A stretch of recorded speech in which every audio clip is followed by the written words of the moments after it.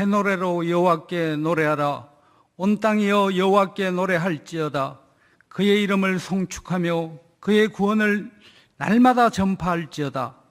하나님, 보혈의 능력을 통하여 부활의 큰 기쁨을 누린 성도들이 예배자로 나와사오니 은혜를 베푸시어 평강과 자유함이 넘쳐나게 하옵소서. 이 세상 땅끝까지 나의 정인이 되라고 명령하신 하나님, 오늘은 특별히 선교주일로 섬기고 있습니다. 지금까지 부어주신 하나님의 전적인 은혜에 힘입어 이제 분당 우리 교회가 29개 교구로 개편하고 940명의 순장님을 세우고 1만 성도 파송을 위한 첫걸음을 시작합니다. 세워주신 교역자, 순장님 한 분 한 분 주님 친히 만져주시고 그 영적 리더십을 견고히 하사 중직자와 성도님들 모두가 합일하여 비록 자신은 저주를 받아 그리스도에게서 끊어질지라도 복음이 전해지길 원한다는 사도 바울의 간절함이 우리 모두의 고백과 결단으로 각인되어 하나님께서 기뻐하시는 참된 교회를 만들어가게 은혜를 다하여 주옵소서. 아프게 하시다가 삼해시며 상하게 하시다가 그의 손으로 고치시는 하나님, 계속되는 코로나의 환경과 알 수 없는 여러 고난의 문제를 품고 구하고 찾고 두드리는 성도들의 기도에 응답하시어 내가 내 기도를 들었고 눈물을 보았노라. 내가 너를 낫게 하겠다는 말씀과 새 사냥꾼의 올무에서와 심한 전염병에서 너를 건지시리라 하신 언약의 말씀이 속히 이루어지게 하옵소서. 하나님, 이 나라 이 민족을 주님의 손에 올려드립니다. 차지도 뜨겁지도 아니하여 성령이 교회들에게 하시는 말씀을 청종하지 못하였음을 자복하며 나와 내 가족 안에 머물러 있던 기도의 지경을 내 이웃과 나라와 교회로 넓혀 회개하며 주님의 나라를 구하오니 교회가 다시 한번 복음의 빛을 발하게 하사 온갖 불의와 거짓과 탐심 등 세상의 기준을 사랑으로 몰아내고 공의와 긍휼이 균형을 이루어 약한 자, 강한 자, 미련한 자, 지혜로운 자 모두가 서로 배려하며 동행하는 복음의 대한민국 되게 하옵소서. 오직 삶으로 십자가의 전달자로서 살아가시는 이찬수 담임 목사님, 1만 성도 파송과 더불어 가평 우리마을 건립, 서영교육관 사회환원 등 모든 사안마다 꿈과 지혜로 채우시고 말씀의 능력을 더하사 오직 하나님의 선한 영향력 아래서 우리 모두가 평강과 기쁨으로 교회와 성도들을 섬기며 사랑하게 하옵소서. 주님 받으실 영광을 위해 헌신과 충성을 다하는 모든 봉사자들을 축복하시어 보호하심과 지켜주심의 은혜가 넘쳐나기를 소망하며 예수님 이름으로 기도합니다. 아멘.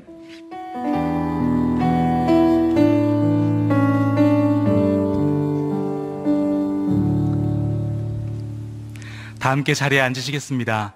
찬송가 516장 찬송 드리시면서 함께 봉헌하겠습니다.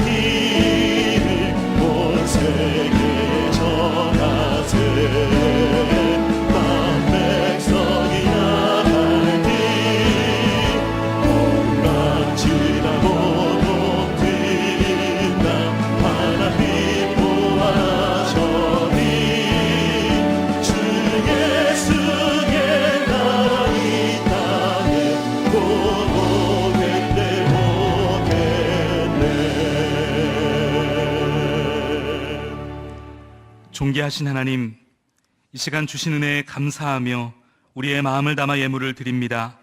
기쁘게 받아주시고 하나님의 나라와 영혼들을 살리는 일에 귀히 사용되게 하옵소서. 드리고 싶어도 드릴 것 없는 손길들 위에는 마음의 평강과 물질의 은혜를 주옵소서. 예수님의 이름으로 기도합니다. 아멘. 이 시간 3부 찬양대에 찬양이 있겠습니다.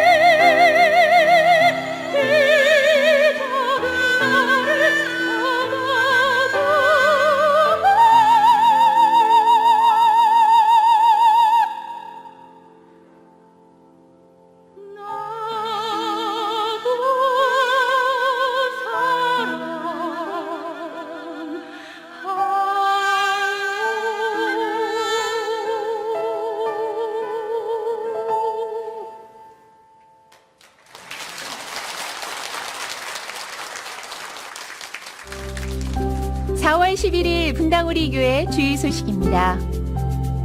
오늘은 선교주일입니다. 홈페이지에서 선교주일 인터뷰 영상과 국내 교회와 해외 선교사들의 기도 제목을 확인하실 수 있습니다. 송림본당과 드림센터는 방역 지침을 준수하며 제한적으로 오픈합니다. 주일 현장 예배는 사전 신청하고 배정받으신 분만 참여하실 수 있으며 주중 예배는 별도의 신청 없이 참여 가능합니다. 현장 예배 신청 방법은 교회 홈페이지를 참고해 주십시오. 선교적 삶을 꿈꾸는 모든 성도님을 위한 우리 선교학교 모집을 오늘까지 받습니다. 4월 13일부터 4주 동안 매주 화요일 저녁 7시 30분에 유튜브 생방송 강의로 진행됩니다. 양육자와 1대1 만남을 통해 하나님 말씀을 경험하는 1대2 양육과정 신청자를 모집합니다. 오늘부터 4월 25일까지 교회 홈페이지에서 신청받습니다. 보다 자세한 내용은 주보를 참조하세요.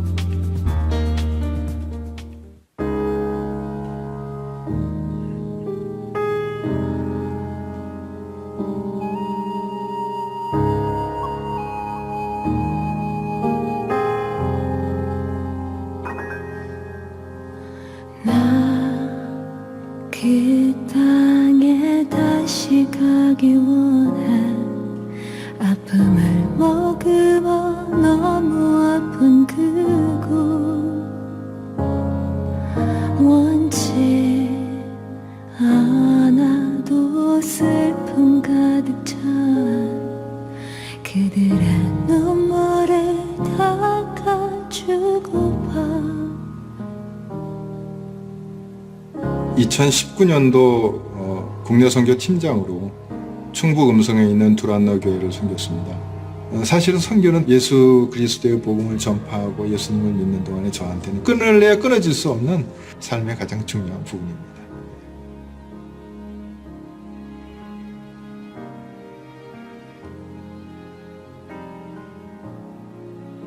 제가 2018년도에 인도에 가게 되었습니다.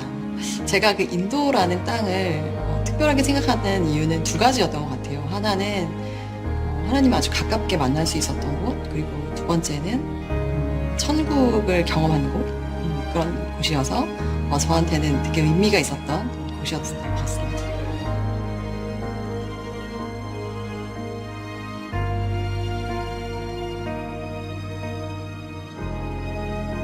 선교는 기도로 시작되고 기도로 끝나는 거라고 생각이 들어요. 너무 멀리 생각하지 마시고 저희가 현장을 위해서 그 땅을 위해서 기도할 때 하나님의 일은 시작되고 또 준비되어질 줄 믿습니다.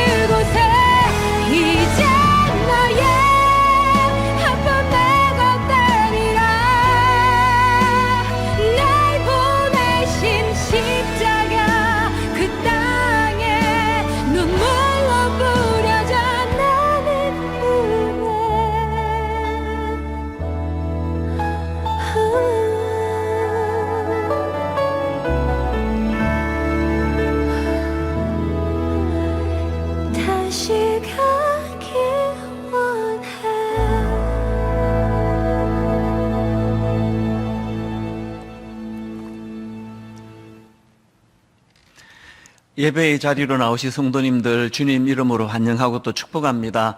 방금 영상으로 보셨습니다만 오늘은 선교주일입니다. 그래서 이 코로나19가 아니었더라면 이제 마당에서 우리 국내 선교부, 해외 선교부, 또 의료 선교부 여러 기관들 또 소개도 해드리고 또 그 멤버들 이제 모집도 하고 뭐 이런 여러 가지 일들이 있었을 텐데 지금은 이제 비대면으로 예배를 드리다 보니까 이제 그런 일들을 할 수 없어 참 마음이 아쉽습니다.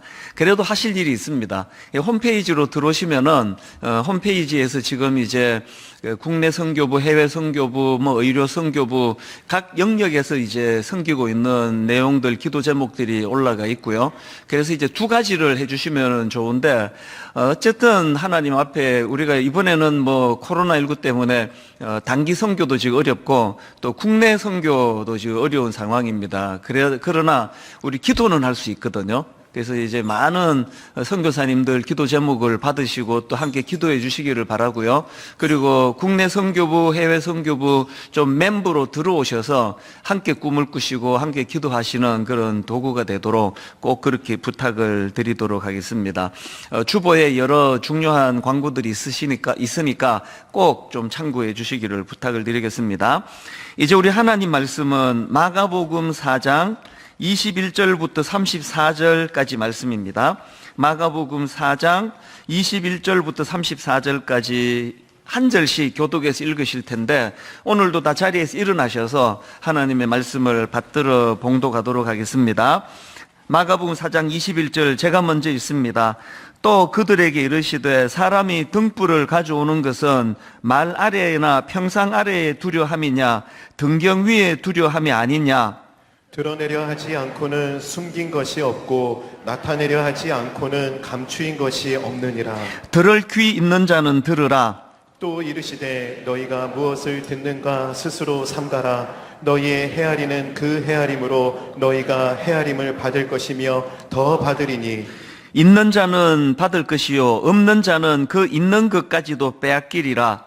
또 이르시되 하나님의 나라는 사람이 씨를 땅에 뿌림과 같으니 그가 밤낮 자고 깨고 하는 중에 씨가 나서 자라되 어떻게 그리 되는지를 알지 못하느니라. 땅이 스스로 열매를 맺되 처음에는 싹이요 다음에는 이삭이요 그 다음에는 이삭의 충실한 곡식이라. 열매가 익으면 곧 낫을 대나니 이는 추수 때가 이르렀음이라. 또 이르시되 우리가 하나님의 나라를 어떻게 비교하며 또 무슨 비유로 나타낼까. 겨자씨 한 알과 같으니 땅에 심길 때에는 땅 위의 모든 씨보다 작은 것이로되 심긴 후에는 자라서 모든 풀보다 커지며 큰 가지를 내나니 공중의 새들이 그 그늘에 깃들일 만큼 되느니라. 예수께서 이러한 많은 비유로 그들이 알아들을 수 있는 대로 말씀을 가르치시되 비유가 아니면 말씀하지 아니하시고 다만 혼자 계실 때에 그 제자들에게 모든 것을 해석하시더라. 아멘. 자리에 앉으시기를 바랍니다. 예전에 그 가수 인순이 씨가 부른 그 위의 꿈, 아마 이 노래를 기억하는 분이 많으실 텐데요. 그 가사가 참 마음에 많이 와닿습니다. 난 꿈이 있었죠. 버려지고 찢겨 남루하여도 내 가슴 깊숙이 보물과 같이 간직했던 꿈, 혹 때론 누군가가 뜬 모를 비웃음 내 등 뒤에 흘릴 때도 난 참아야 했죠. 참을 수 있었죠. 그날을 위해 늘 걱정하듯 말하죠. 헛된 꿈은 독이라고. 세상은 끝이 정해진 책처럼 이미 돌이킬 수 없는 현실이라고. 그래요. 난 꿈이 있어요. 그 꿈을 믿어요. 저 차갑게 서 있는 운명이란 벽 앞에 당당히 마주칠 수 있어요. 언젠가 나 그 벽을 넘고서 저 하늘을 높이 날 수 있어요. 이 노래가 많은 사람들에게 그 가사가 이제 공감을 불러일으켰던 거는 이 노래를 부른 우리 인순이 씨의 상황이 이 노랫말하고 너무나 비슷하다고 느꼈기 때문입니다. 다 아시겠지만 인순이 씨는 한국인 어머니와 흑인 아버지 사이에서 태어난 혼혈 한국인 아닙니까? 요즘이야 뭐 많이 좋아졌지만 그 당시로는 그 이 혼혈에 대한 사회적인 편견이 뭐 얼마나 많았습니까? 그러니까 이 인순이 씨가 살아가고 자라가는 과정 그 자체가 뭐 상처투성이라고 그렇게 추측할 수 있는 거 아닙니까? 게다가 홀어머니와 둘이서 살아가다가 보니까 경제적으로는 학교를 다닐 수 없을 만큼 그렇게 어려운 생활을 했었다. 그런 이야기들이 전해지는 겁니다.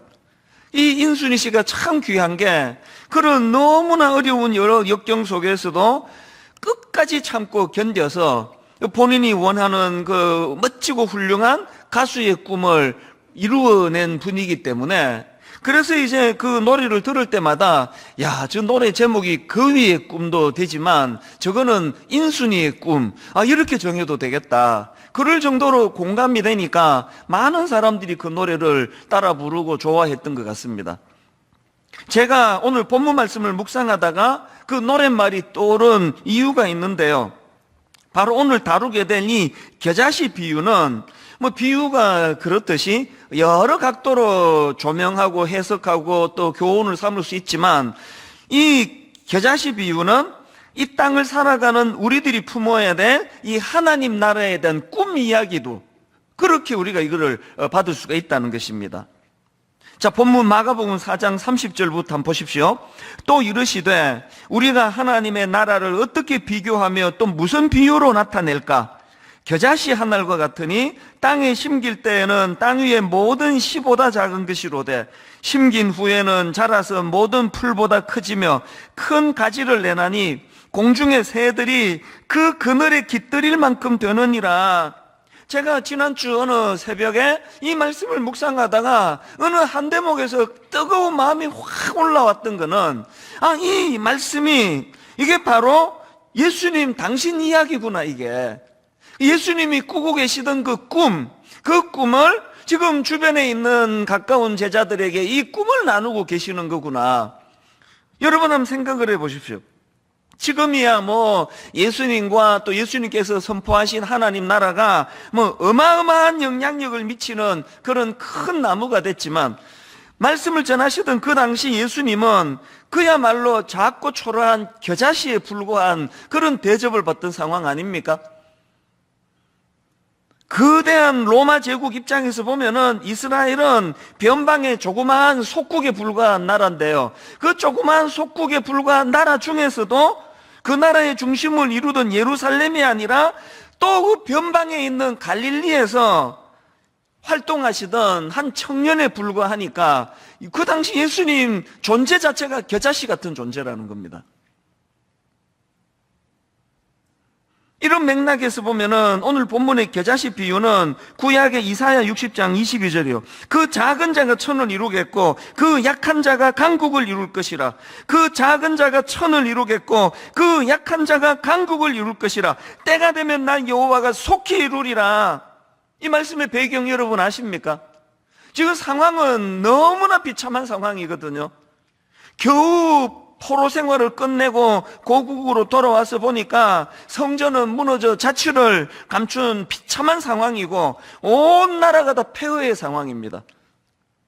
이런 절망적인 상황임에도 불구하고 그들의 미래를 바꾸어 놓으실 하나님을 기대하게 하는 이 말씀이, 이게 바로 이사야 60장 22절이거든요. 그 작은 자가 천을 이루겠고 그 약한 자가 강국을 이룰 것이라. 현실은 절망이지만 그 절망에다가 온통 마음을 빼앗기지 말고 하나님 주시는 그 꿈으로 이 어려운 현실을 극복해 나가라는 그 하나님의 메시지가 담겨있는 이 구절 아닙니까? 그래서 저는 히브리서 11장 1절이요, 세 번역으로 믿음은 바라는 것들의 확신이요 보이지 않는 것들의 증거입니다. 하나님 나라는 비록 겨자씨로 시작한 것이지만 하나님 주시는 꿈을 가지고 그 꿈을 가지고 달려나갈 때 큰 나무를 이루고 그 가지에 깃드는 새들을 바라보는 것이, 꿈꾸는 것이 이게 하나님 나라다. 제가 왜 이 겨자씨 비유가 제 마음에 뜨거움이 되는가 하면은요, 여러 번 제가 간증도 하고 고백도 했지만 20대 초반에 저 존재 자체가 겨자씨 아닙니까? 영어를 잘하기를 합니까? 이게 랭귀지 스쿨에서 공부를 하고 있지만 이게 대학을 졸업할 수 있는 실력이 전혀 안 되는 상황에서 아버지는 돌아가셨죠? 돈을 벌어야만 생계가 가능하기 때문에 풀타임으로 일하고 풀타임으로 학교 다니는 이 상황이 말이 안 되는 거 아닙니까? 주유소에서 일할 때 3교대 주유소 밤 11시부터 아침 7시까지 밤 꼬박 새고 일하고는 그냥 샤워만 하고 학교로 달려가면은 이게 미국 교수님 강의를 그냥 눈 동그랗게 뜨고 쳐다봐도 이게 못 알아듣는데, 이게 지금 밤새고 와가지고 몽롱한 상태로 이게 공부가 되겠냐고요. 그리고 어휘력이 약한데 이게 하루 종일 도서관에 앉아가지고 그 책 읽고 또 단어 외우고 수구 외우고 그래도 안 되는 판인데 풀타임으로 이게 노동해가지고 이게 되겠냐고. 그러니까 제 꼴이 이게 딱 겨자씨. 너무 초라하고 참 비참하고.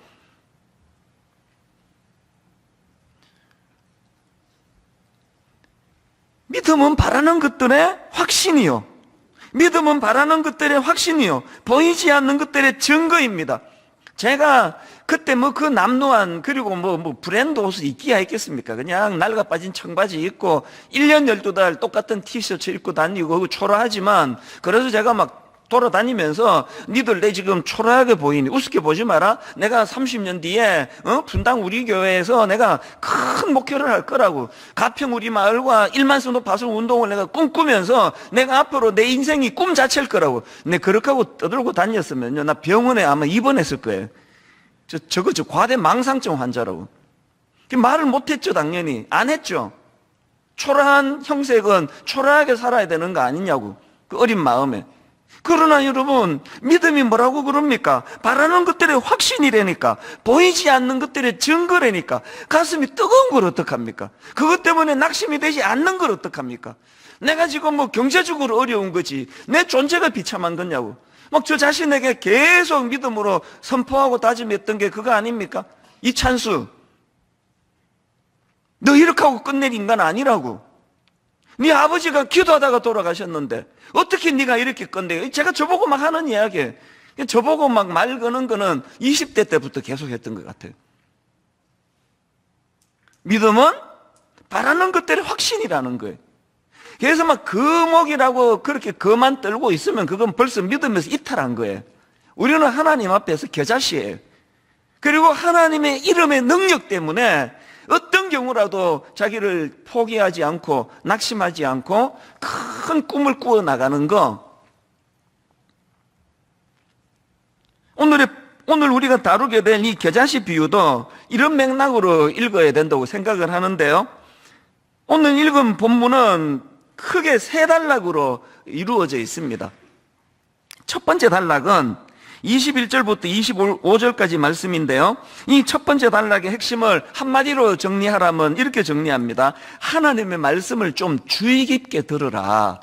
이게 첫 번째 단락의 포인트입니다. 자, 21절, 22절.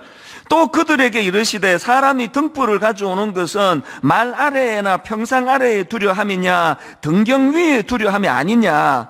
드러내려 하지 않고는 숨긴 것이 없고 나타내려 하지 않고는 감추인 것이 없느니라. 뭘 의미하는가 하면요, 이 말씀의 핵심은 하나님 나라의 비밀은 감추어 두는데 목적이 있는 게 아니다. 가능한 한 널리 알리는데 그 목적이 있다. 이걸 강조하고는 그 다음 24절 또 이르시되 너희가 무엇을 듣는가 스스로 삼가라. 너희의 헤아리는 그 헤아림으로 너희가 헤아림을 받을 것이며 더 받으리니. 이 말씀의 포인트는요, 너희에게 무슨 말씀이 들려지는지 주의해서 들으라는 거예요. 주의해서.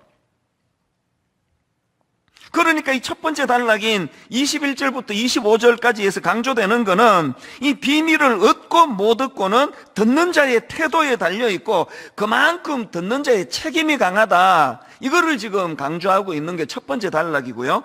그 다음에 두 번째 단락인 26절부터 29절까지의 말씀의 포인트는 이겁니다. 하나님 나라는 하나님의 주권적 통치에 의해 이루어져 가는 것이다. 자, 26절을 보십시오. 또 이르시되 하나님의 나라는 사람이 씨를 땅에 뿌린 것 같으니 그가 밤낮 자고 깨고 하는 중에 씨가 나서 자라되 어떻게 그리 되는지를 알지 못하느니라. 땅이 스스로 열매를 맺되. 여기 보면은요, 지금 예수님 비유가 그런 속성을 가지고 있는데 하나를 강조하기 위해서 지금 주님이 과장법을 구사하고 계시는 거예요. 농부가 한 일은 아무것도 없습니다. 씨 뿌린 거 말고는 농부가 한 게 하나도 없고요. 이후에 씨가 자라는 과정에서 하나님 나라의 농부의 열심과 상관없이 스스로 자라는데, 이거는 하나님 나라에 뭘 강조하느냐? 하나님 나라는 인간의 수고와 노력에 의해, 인위적인 노력에 의해서 이루어지는 게 아니라 오직 하나님의 주권적 통치와 다스림으로 이루어진다는 겁니다. 분당 우리 교회 지난 19년을 돌아보면서 이 말씀을 부인할 사람이 누가 있습니까? 분당 우리 교회 지난 19년을 되돌아보면은 이게 하나님이 하신 거지, 이게 인간이 한 거라고 말하면 그게 뭐 정상적인 사고를 하는 게 아닌 거예요. 우리 동기 중에서도 진짜 탁월한 목사님들이 많으시고 한국 교회에 막 어마어마한 탁월한 분이 많으신데 왜 이 찬수 목사를 분당 우리 교회 담임 목사로 세우셨을까? 그 대답 간단해요. 성도도 헷갈리지 말라고. 이마 탁월한 목사가 지금 담임 목사가 되면 헷갈릴 거 아닙니까? 이 교회가 지금 이렇게 은혜로운 게 저게 목사 탓이요, 하나님 은혜요. 헷갈릴 게 하나도 없잖아요, 여러분은. 답 딱 나오는데. 어른 목교도 해본 적이 없고 어리버리한 제가 담임 목사로 있는 거는 딱 하나님의 일하심, 이거는 농부가 일한 게 아니라 하나님의 주권적인 은혜로, 이 사실을 통해서 저는요, 이 본문 27절, 그가 밤낮 자고 깨고 하는 중에 씨가 나서 자라되 어떻게 그리 되는지를 알지 못하느니라. 우리 목사들이 이 구절 잊어버리면 큰일 납니다. 그 자꾸 쓸데없이 자기가 설교를 잘해서 그렇다느니, 교회 몫이 좋아서 그렇다느니, 주차장이 잘 돼서 그렇다느니, 프로그램이 좋다느니, 이런 소리가 다 그게 다 헛소리예요. 잘 모름. 이게 정답입니다. 그가 밤낮 자고 깨고 하는 중에 씨가 나서 자라되 어떻게 그리 되는지를 알지 못하느니라. 저는 분당 우리 교를 생각하면은요, 잠언 16장 9절, 사람이 마음으로 자기의 길을 계획할지라도 그의 걸음을 인도하시는 이는 여호와시니라. 이게 딱 19년을 요약하면 이겁니다. 여러분, 지금 일만서도 파송 운동을 제가 계속 30교회 그랬는데 딱 이틀 전에 이게 흔들려가지고 틀어져가지고 참여하지 못하는 목사님이 생겨가지고, 그래서 제가 한때는 되게 마음이 복잡하고 힘들었습니다. 아니, 이게 30교회, 이게 입에 익어가지고 착착 붙는데, 이제 29교회, 입에 붙지를 않은 거예요, 이게. 그리고 이게 모든 게 이게 20, 20, 30 이 단위로 가는데, 29개를 분립을 했다. 그럼 이 사람들이 이게 되게 이상하네? 왜 30이 아니고 29이야? 29주년 때 했나? 별의별 설명을 할 수가 없으니까요. 제가 처음에는 이게 왜 하나님이 이틀 전에 발표 이틀 전에 이런 헷갈리는 거를 털어버리셨냐고, 그래서 이게 내가 29교회 할 때마다 내가 마음이 복잡했는데, 요새는요, 여러분 인생 해석이에요. 제가 좋은 해석을 찾았습니다. 제가 요즘은요, 30은요, 30이라는 숫자는 이 인간이 만든 숫자예요. 인간 머리로 만든 숫자고, 29이라는 숫자는요, 하나님의 인준하신 숫자입니다. 이렇게 제가 해석을 하고 나니까 그냥 29교회 이럴 때마다 하나님의 은혜가 거기에 스며들고 하나님의 다스림, 하나님의 통치가 느껴져서 내가 29교회가 되게 마음이 좋습니다. 그리고 인간이 계획한 거 뜻대로 안 되는 거거든요. 그랬더니 어떤 순장님이 진짜 영적으로 해석을 잘 해줬습니다. 아니, 그렇게 목사님 헷갈리시느냐고. 전에는 30교회 플러스 분당 우리교회 하니까 분당 우리교회 위에 있는 것처럼 군림하는 것처럼 느껴졌는데, 이제 29 플러스 1, 분당 우리교회 포함해서 30교회 다 채워진 거 아니냐고. 그렇죠. 조금 전에는 어떤 분이 또 홈페이지 글을 올렸더라고요. 액처 29, 사도행전 28장까지 있는데 29장은 우리가 이루어가는 거니까 29교회가 그게 성경적이라. 아유, 주님이 이 말씀으로 천하를 만드셔서 예수 믿는 사람 말 엄청 잘해요. 이제 다 이제 회복이 됐습니다. 무슨 말씀으로? 잠언 16장 9절, 사람이 마음으로 자기의 길을 계획할지라도. 이찬수 목사가 암만 당회와 더불어 며칠 고민하고 몇 달 고민하고 몇 년을 고민하고 30이라는 숫자를 만들어도 그의 걸음을 인도하시는 여호와시니라. 그래서 제가 인위적으로 이틀 만에 어디 한 목사님 구해가지고 39색 맞추고 그래서 아무 일도 없었던지 한다면 그건 하나님 앞에 가정스러운 일이에요. 주시는 대로, 이끄시는 대로. 그게 하나님이 주도하심 아닙니까? 그런가 하면은 28절을 보십시오. 땅이 스스로 열매를 맺되 처음에는 삭시요, 다음에는 이삭이요, 그 다음에는 이삭의 충실한 곡식이라. 여러분, 이 순리가 보이세요? 순리가 보입니까? 처음에는, 다음에는, 그 다음에는. 지금 코로나19 또 무슨 역병, 무슨 이상기온, 지금 이 전부가 다 하나님의 자연 질서를 인간의 탐욕으로 지금 이게 지금 역행해서 이런 거 아닙니까? 순리를 거스르는 거, 이 조급함 때문에. 한번 이게 절차 무시하고. 여러분, 우리는요, 저는 요즘에 물은요, 자기가 갈 길을 자기가 정하지 않습니다. 하나님이 만들어 놓은 물줄기의 순리를 따라가는 게 그게 물철학 아닙니까?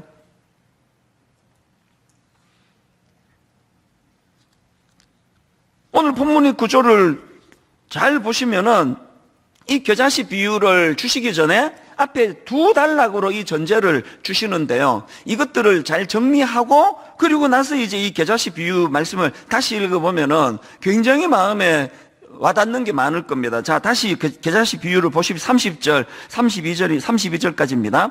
또 이르시되 우리가 하나님의 나라를 어떻게 비교하며 또 무슨 비유로 나타낼까?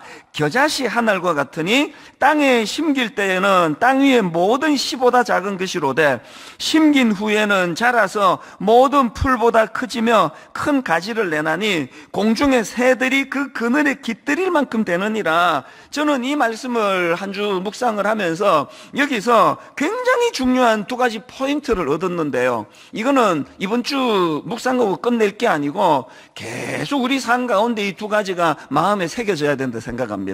자, 겨자씨 비유에서 기억해야 될 첫 번째 포인트가 뭐냐? 32절 말씀을 그대로 인용했습니다. 심긴 후에는 자라서 모든 풀보다 커지며 큰 가지를 내나니. 자, 이걸 세 번역으로 읽어드리겠습니다. 31절. 겨자씨와 같으니 그것은 땅에 심을 때에는 세상에 있는 어떤 씨보다도 더 작다. 그러나 심고 나면 자라서 어떤 풀보다 더 큰 가지들을 뻗어. 지금 이 31절부터 나오는 겨자씨 비유에서 강조하는 게 뭐냐? 이게 시작과 결과의 대조 아닙니까? 여기서 지금 주님이 강조하시는 건 시작과 결과의 대조예요. 그래서 가장 작은 것을 상징하느라 겨자씨를 주님이 지금 사용하시는 거거든요. 시작과 결과의 대조, 이 뭐냐? 하나님 나라의 원리는요, 겨자씨라는 너무나 작고 초라한 것으로 시작해서 그것이 어떻게 해요? 어떤 나무보다 더 큰 가지를 뻗어나가는 풍성한 결과로 열매를 맺는다. 제가 앞에서 말씀드렸듯이 주님이 이 말씀을 선포하실 때 세상의 어떤 신이요, 왕으로 임하고 능력으로 임하고 그 무슨 그 신화들 한번 보세요. 가장 낮고 천한 곳에서 가장 보잘것없는 한 아기로 나오는 신은 예수님밖에 없거든요. 하나님 나라의 원리예요. 겨자씨로 시작, 겨자씨. 사실 이 주님이 주시는 이 꿈은요, 신구약 전체를 어우러는 하나님이 주신 꿈인데 그 첫 출발이 구약의 아브라함 아닙니까? 창세기 22장 17절 18절 내가 너희에게 큰 복을 주고 너희의 씨가 크게 번성하여 하늘의 별과 같고 바닷가의 모래와 같게 하리니 내 씨가 그 대적의 성문을 차지하리라. 또 내 씨로 말미암아 천하 만민이 복을 받으리니 이는 내가 나의 말을 준행하였음이니라 하셨다 하니라. 지금 아브라함이 이 하나님의 약속의 말씀을 받을 때는요, 무슨 하늘의 별 같은 자손들, 뭐 바닷가의 모래 같은 자손은 고사하고 자녀가 한 명도 없었습니다. 그래가지고요, 이 말씀을 받을 때 부부가 웃었어요. 하나님의 농담이 썰렁해. 이게 아재 개그 같은 거예요. 진짜 하나님 연세가 많으셔서 엄청 썰렁하다, 농담이. 아니 지금 자녀가 제가 한 명도 없는데 무슨 바다의 모래와 같은 하늘의 별 같은 자녀를 주신다고 웃었어요. 웃으면서 시작했는데요. 근데 여러분 창세기 21장 5절 6절을 보십시오. 아브라함이 그의 아들 이삭이 그에게 태어날 때에 백세라. 사라가 이르되 하나님이 나를 웃게 하시니 듣는 자가 다 나와 함께 웃으리로다. 맨 처음에 부부가 웃었던 거는 이건 비웃음이었는데요, 지금의 이 웃음은 너무너무 진지한 웃음 아닙니까? 감사의 웃음, 기쁨의 웃음. 이게 겨자씨의 꿈입니다. 오늘 여러분들이요, 어우 나는 너무 무성한 나무인데 이미 신앙에서 지금 이탈한 교만한 자예요. 하나님 나라는 겨자씨예요.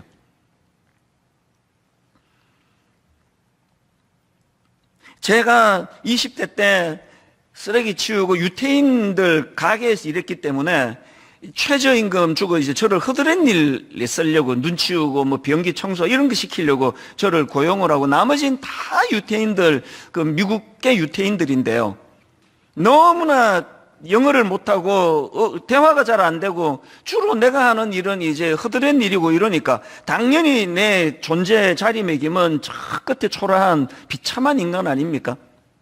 그러나 믿음이 하나님께서 저에게 주신 믿음이 있었으니까 이거는 기능이지 내 존재가 이 사람들보다 비참하지 않다는 거, 이 정리가 돼 있으니까 갈등이 없는 거예요. 미국 사람들 중에도 인종차별도 하고 그 이상한 사람들이 가끔씩 있거든요.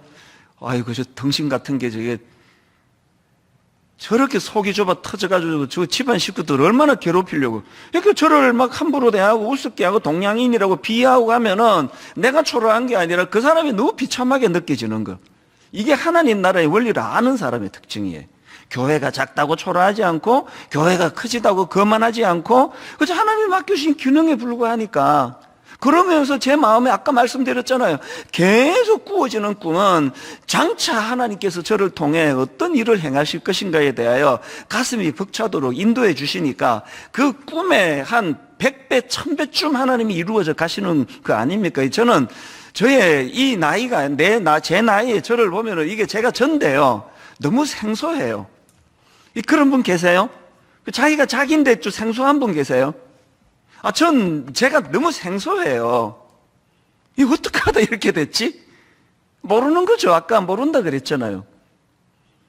아마 60대가 되고 나니까 막 살만 났습니다. 인생의 전성기는 60대인 거 아세요?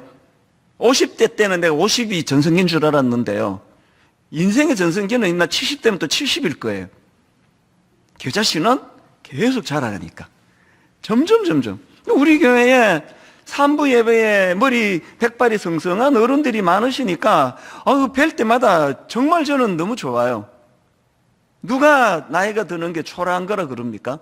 누가 은퇴한 게 은퇴입니까? 미국에서는 은퇴를 리타이어라 그러죠. 타이어 갈아 끼우는 게 은퇴. 하도 열심히 달려가지고 타이어가 낡아가지고 새 타이어 갈아 끼니까요. 진짜 은퇴는 죽을 때 장례식 때 은퇴식이 벌어지는 거거든요. 꿈꾸시기 바랍니다. 겨자씨로 시작했지만 지난주 말씀드렸잖아요.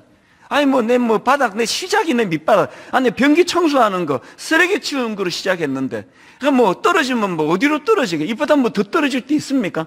맨 바닥에 시작했는데 맨 겨자씨로 시작했는데 이게 오늘 우리가 담아야 될 첫 번째 교훈이고요. 두 번째 교훈이 뭐냐?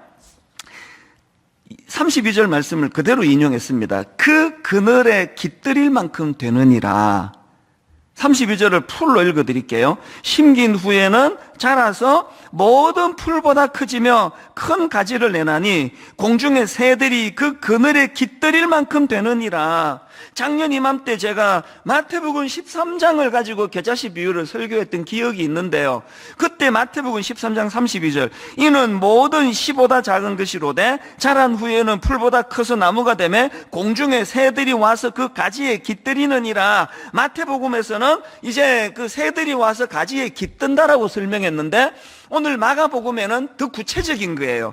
왜 새들이 와서 깃드느냐? 32절을 다시 보십시오. 심긴 후에는 자라서 모든 풀보다 커지며 큰 가지를 내나니 공중의 새들이 그 그늘에 깃들일 만큼 되느니라. 왜 새들이 모여든다고요? 그늘이 있어서 그렇대, 그늘이. 그래서 제가 이 말씀을 묵상하다가 많이 울컥울컥 했는데요. 이 찬양이 저를 여러 번 울컥하게 만들었습니다.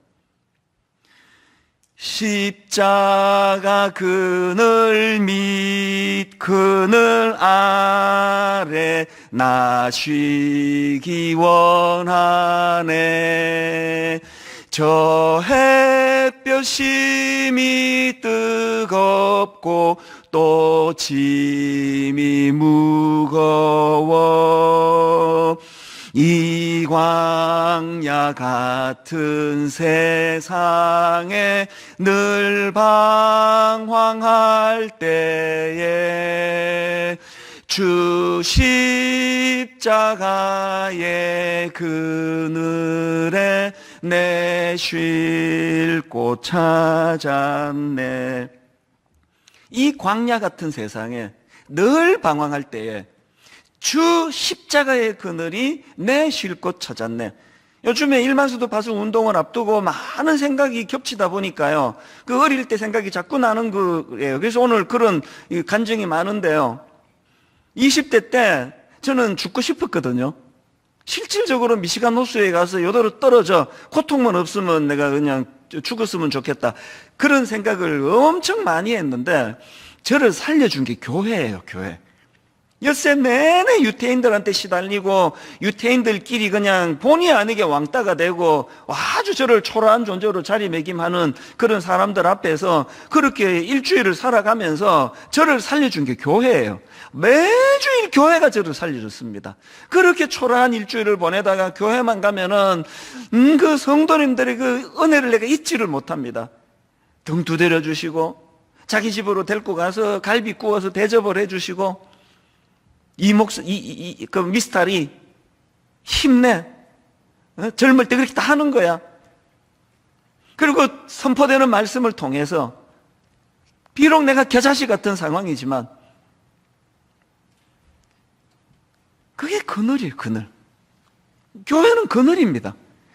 땡볕 아래 갈증을 느끼며 고통하던 성도들이 주일날 주님 앞으로 와 그 그늘, 이 광야 같은 세상에 늘 방황할 때에 주 십자가의 그늘에 내 쉴 곳 찾았네. 여러분, 우리 어른들이 맨날 교회 가서 싸우고 애들 앞에서 그냥, 그래서 애들이 그냥 교회 와가지고 그늘을 느끼지 못하게 하면 이게 죄인이 되는 거거든요. 저는 이 겨자씨 비유를 가지고 두 가지 숙제를 발견하는데요. 첫 번째 숙제가 뭐냐? 내가 먼저 그 그늘을 누리는 거, 이게 숙제입니다, 숙제. 이게 말이에요. 막 엄청 교회를 위하여 헌신해야만 충성이 아닙니다. 하나님이 호의를 베풀어 주실 때 그 호의를 받는 게 그게 가장 큰 보은이에요. 우리나라 분들은 내가 마음에 안 드는 게 하나 있는데 호의도 잘 안 베풀고요. 남이 베푼 호의도 잘 받을 줄을 몰라요.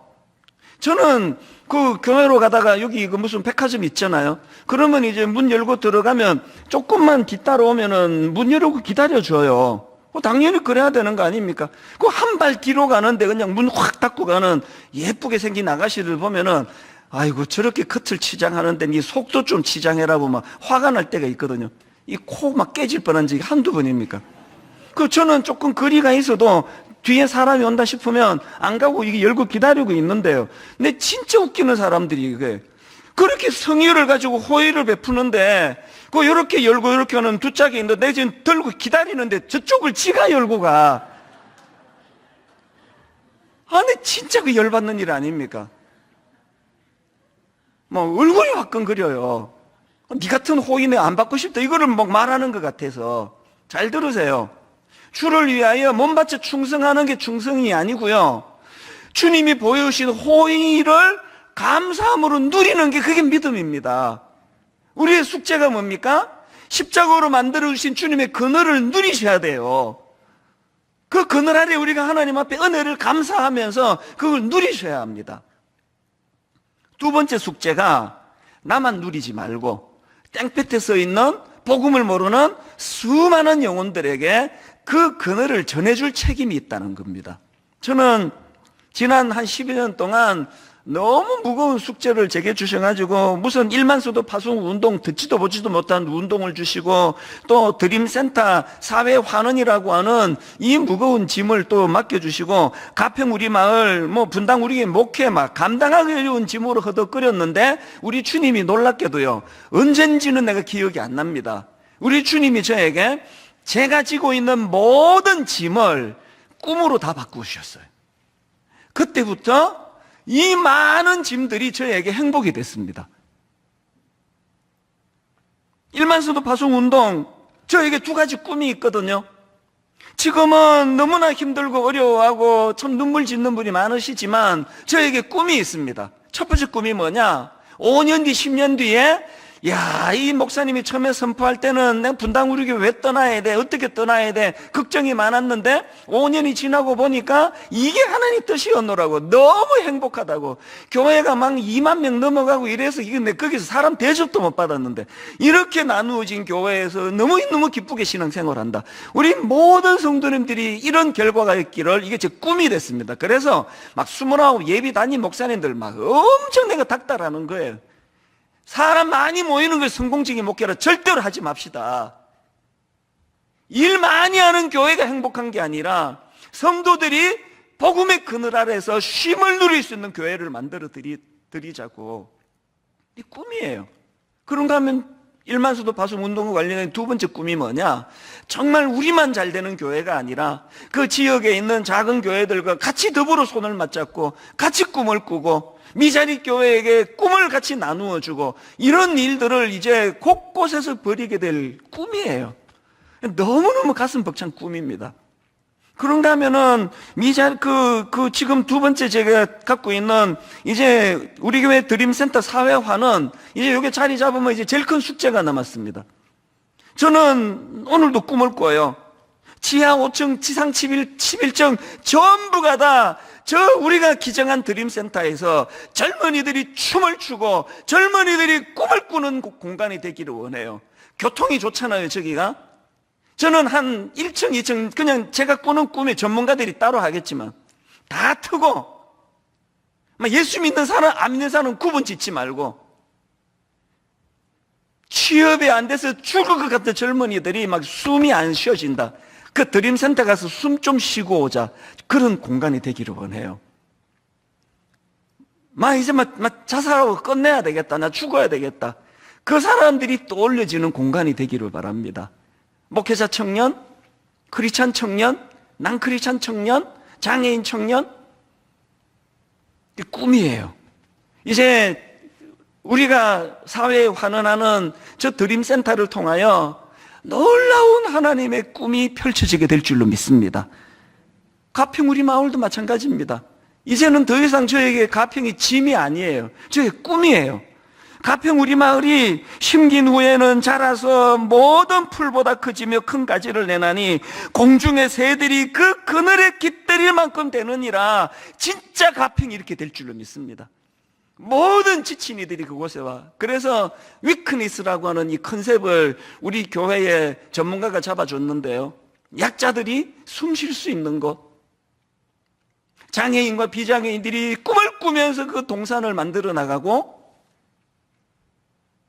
모든 우리 성도님들이 마음이 좀 힘들면은 가평에 한번 다녀갈 때가 됐구나. 거기서 주님이 만드시는 영적인 그늘 아래 충전이 일어나는 곳. 여러분 지금 가평 우리 마을 이거 하나님이 하시는 게 이게 확실한 게요. 아니 그 뿌띠 프랑스를 설계하신 건국대 교수님께서 가평 우리 마을의 꿈을 들으시고 지금까지 모든 설계 얼마나 아름답게 건축이 됐는지 아십니까? 모든 설계를 재능 기부로 설계 다 하시고 지금도 일주일에 한 번씩 사례비 한 푼 받지 않고 거기서 꿈을 꾸고 계시는 게 이게 너무 신기한 거 아닙니까? 이 랜드의 박성수 회장님 너무너무 저는 감사하거든요. 아니 저랑 만나 대화를 한번 하기로 했습니까? 차를 한 잔 같이 마셨습니까? 뜬금없이 그 회장님께서 당신의 꿈으로 받아주셔가지고 세상의 고급 그 직원 2명을 파송을 해주셔가지고요. 가평이 그때부터 잡히기 시작한 겁니다. 저는 그 권사님, 연로하신 권사님의 엄청난 금액을 헌금하는 그게 내 마음의 부담이었고요. 2만 평 땅을 기증하신 그분이 나중에 보고 이거 교회 수양관 지으라고 내 땅 기증했냐고 그렇게 되지 않도록 만들기 위해 4, 5년을 내가 괴로운 시간을 보냈지만 이제는 저는 확신합니다.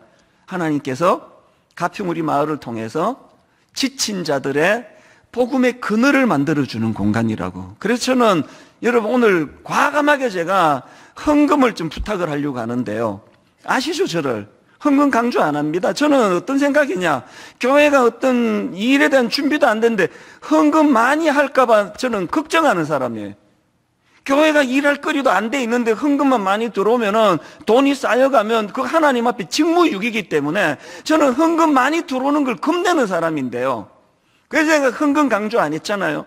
건축 헌금 한번 했습니까? 가평을 위해서 헌금해 주시기를 바랍니다. 홈페이지에 계좌번호를 올려드렸거든요. 이미 너무나 많은 분들이 고맙게 헌금에 동참하지만 턱없이 모자랍니다. 이제 하나님 이 가평 우리 마을은 분당 우리 교회가 아닙니다. 곧 재단 만들어서 넘길 거고요. 29교회가 함께 운영할 거고요. 한국의 모든 뜻있는 자들이 이 가평 우리 마을을 같이 만들어 가기를 원합니다. 오늘 저는 결론의 말씀을 이렇게 맺기를 원합니다. 32절을 다시 보십시오. 심긴 후에는 자라서 모든 풀보다 커지며 큰 가지를 내나니 공중의 새들이 그 그늘에 깃들일 만큼 되느니라. 겨자씨 같은 존재라서 초라하게 생각하지 마시고 하나님이 여러분 내면에 복음으로 심어주신 그 큰 나무를 이룰 꿈을 꾸는 게 그리스도인이고요. 그리고 이미 하나님이 만들어 주신 이 놀라운 복음의 그늘을 누리시는 겁니다. 하나님의 호의를, 십자가의 호의를 누리시는 거예요.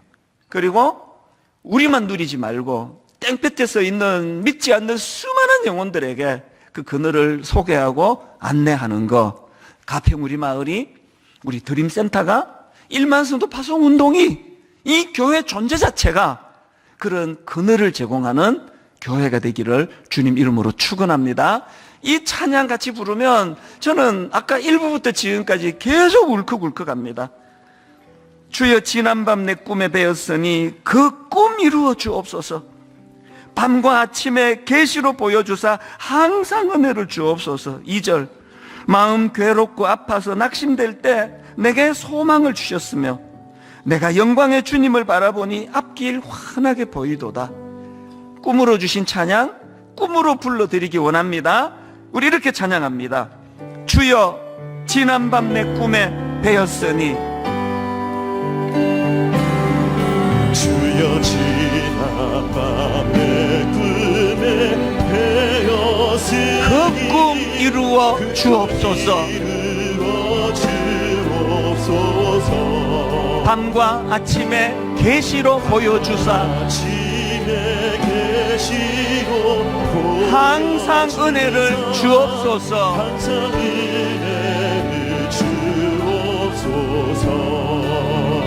나의 놀라운 꿈 정녕 나 믿기는 장차 큰 은혜 받을 편이 내가 꾸는 꿈 나의 놀라운 꿈 정녕 이루어져 주님 얼굴을 배우리라. 여러분 다시 부탁하는데요, 그 태양볕 앞에 몸 하나 기댈 곳 없는 곳이 이 땅 아닙니까? 제가 20대 때 쓰레기통 뒤지고 눈 치우고 밤 11시부터 아침 7시까지 일하고 학교로 달려가고 이런 이야기를 하면요, 너무 많은 성도님들이 은혜를 받는 거예요. 힘을 받는 겁니다. 아, 나만 그런 게 아니구나. 맞습니다. 여러분만 그런 거 아니에요.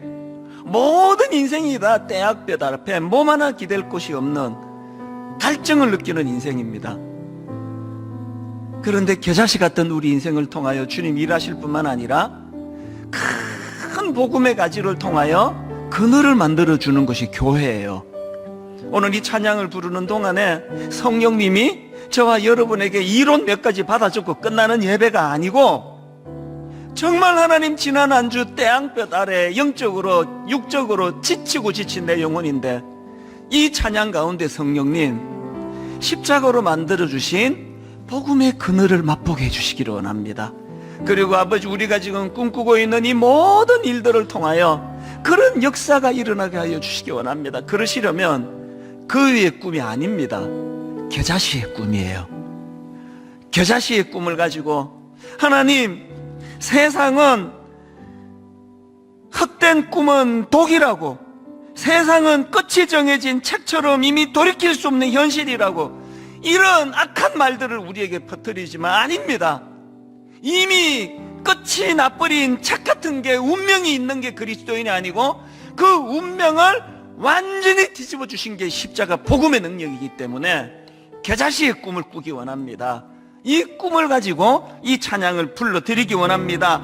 주여 지난밤 내 꿈에 배었으니 주여 지난밤 내 꿈에 배었으니 그 꿈 이루어 주옵소서. 밤과 아침에 계시로 보여주사 참 힘든 나그네 인생길 항상 은혜를 주옵소서. 나의 놀라운 꿈 정녕 나 믿기는 장차 큰 은혜 받을 편이 하나님 비록 겨자씨 같은 인생이지만 나의 놀라운 꿈 정녕 이루어져 주님 얼굴을 배우리라. 너무너무 힘들고 지친 인생길 마음 괴롭고 아파서 낙심될 때 내게 소망을 주셨으며 내가 영광의 주님을 바라보니 앞길 환하게 보이도다. 겨자씨가 가진 꿈, 겨자씨의 꿈, 나의 놀라운 꿈 정녕 나 믿기는 장차 큰 은혜 받을 뿐이 나의 놀라운 꿈 정녕 이루어져 주님 얼굴을 배우리라. 우리 다 자리에서 일어나 찬양하기 원합니다. 세상 풍조는 나날이 변하여도 주님 주신 꿈을 가지고 나는 내 믿음 지키리니 인생 살다가 죽음이 꿈 같으나 오직 내 꿈은 참되리라. 여러분 힘을 얻어 힘있게 달려가기 원합니다. 나의 놀라운 꿈 정녕 나 믿기는 장차 큰 은혜 받을 편이 나의 놀라운 꿈 정녕 이루어져 주님 얼굴을 배우리라.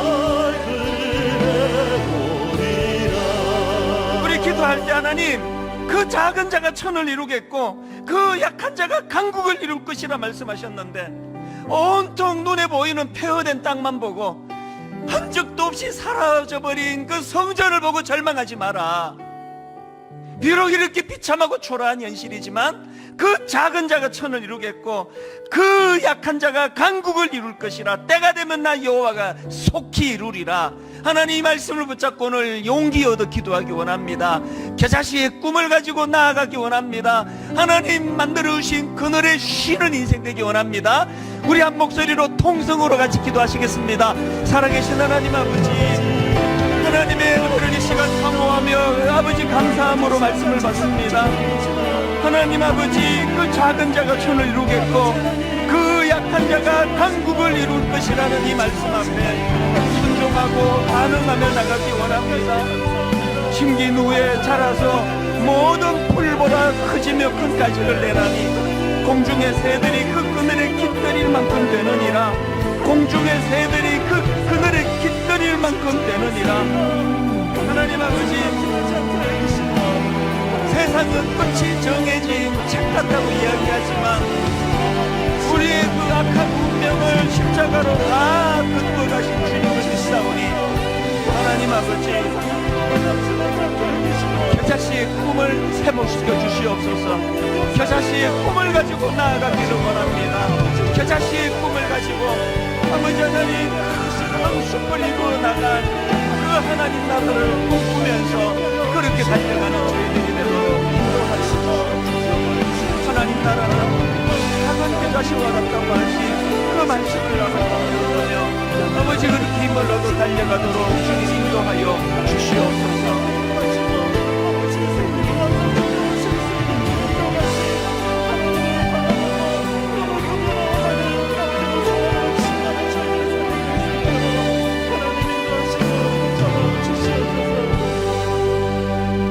하나님 아버지, 우리가 신앙생활할 때 이 하나님 나라의 원리를 까먹어버리고 신앙생활할 때가 얼마나 많습니까? 하나님 나라는 현실이 잘 되고 현실이 부하고 현실이 그저 교만한 마음을 갖고 살아가도록 만들어주는 것이 아니라 하나님 나라는 겨자씨입니다. 그 마음에 심겨진 복음의 씨앗 하나가 하나님 아버지 얼마나 놀라운 능력으로 역사하시는가를, 그것을 기대하며 바라보는 것이 하나님 나라입니다. 그것이 우리가 가진 신앙생활입니다.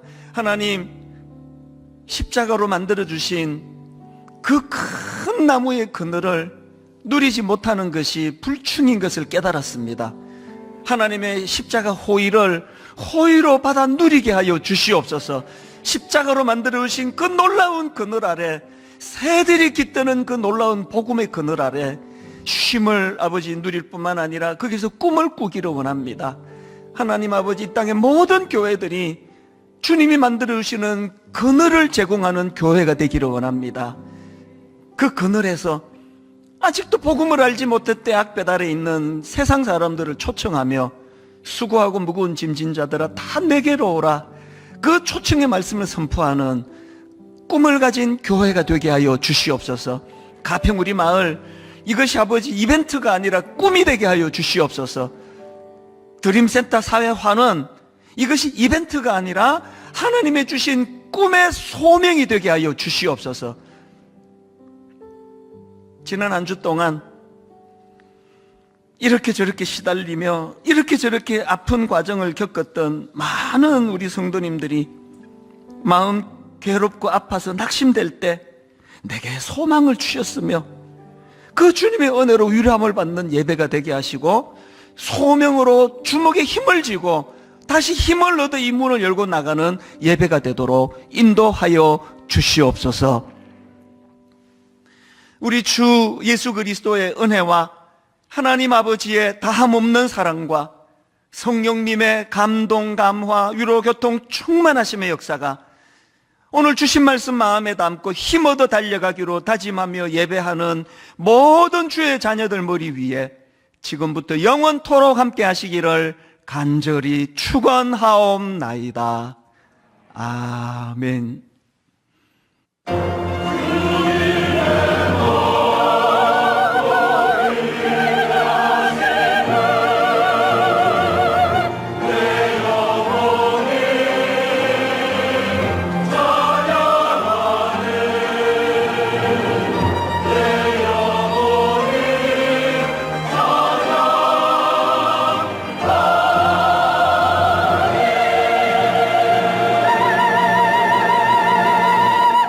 한 주간도 은혜 안에서 승리하시기를 축복합니다. 찬양하시면서 돌아가시겠습니다.